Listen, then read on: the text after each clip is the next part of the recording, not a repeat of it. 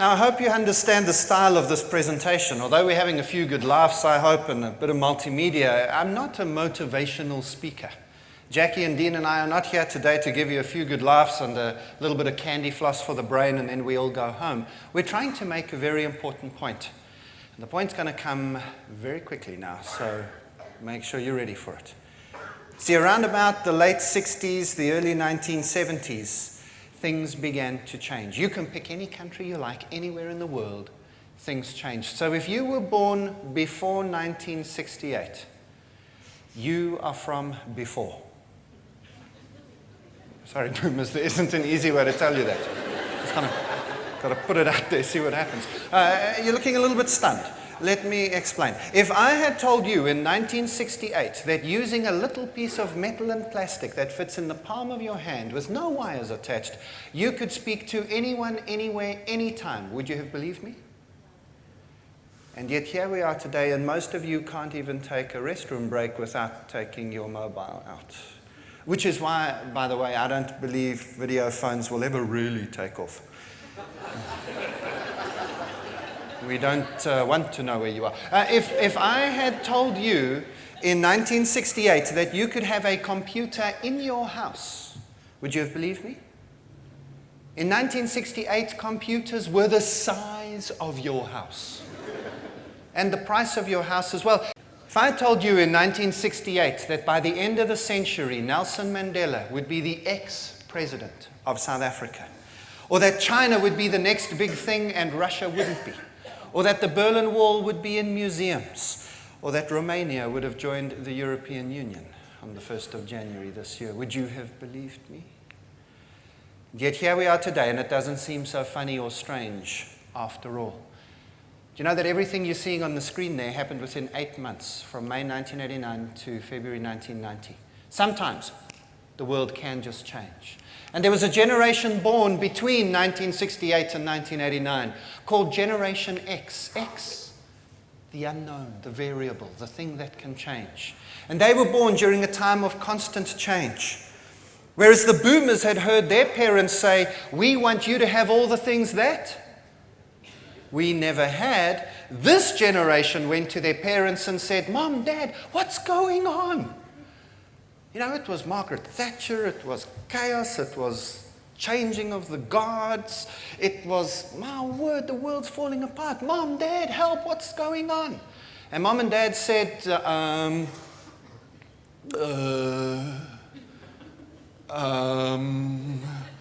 And this generation worked out very quickly that the system would not provide. They worked out very quickly that all the security that had been supposedly being built up was not available to them. And that the only person who can look after me is me.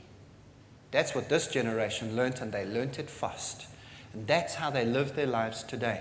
They love change. In fact, more than love change, they need change. And if they don't get change, they will make change. Now, if constant change can feel like chaos to you, well then this generation needs chaos. And if they don't get chaos, they will make chaos. That comes across. Remember, these people are in their 20s and 30s. They're not boomers, they're not the kids. Yes, they're younger than you, but they're not the young people.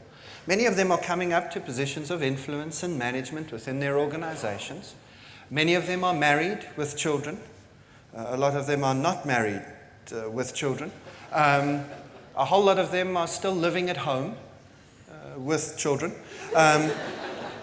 Thanks, boomers, it's fantastic. It seems that no matter what we do or how old we are, we can always come home. It's fantastic for the boomers to do that for us.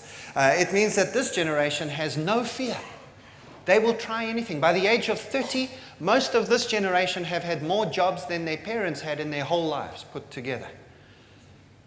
More than half of the professionally qualified 35-year-olds in the world today are not using their professional qualification. These are lawyers, doctors, engineers, accountants, vets, and actuaries who are doing something else by the age of 35. Do you know who I'm talking about here? This is a generation that's not scared to try things, that's not scared to fail, and will certainly be honest, if brutally honest, in how they feel about you and how they feel about their work. This is a generation that wants flexibility. They will prioritize family ahead of work. Work only comes in a number 4 or 5 on their list of priorities. And for them, it's flexibility, freedom, family, fun. 4 F's that can help you get their mind around them. But let me not tell you about them. Let me show you an advert which I think will help you to understand them more than anything I could say.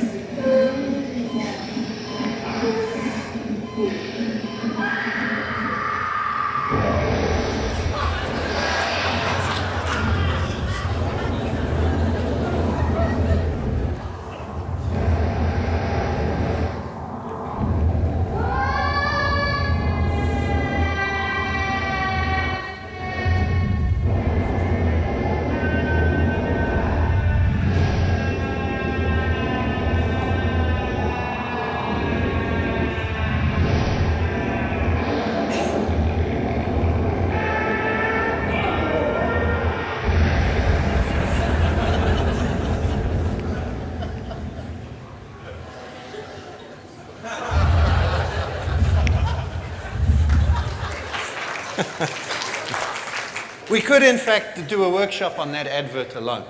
Life is short, play more.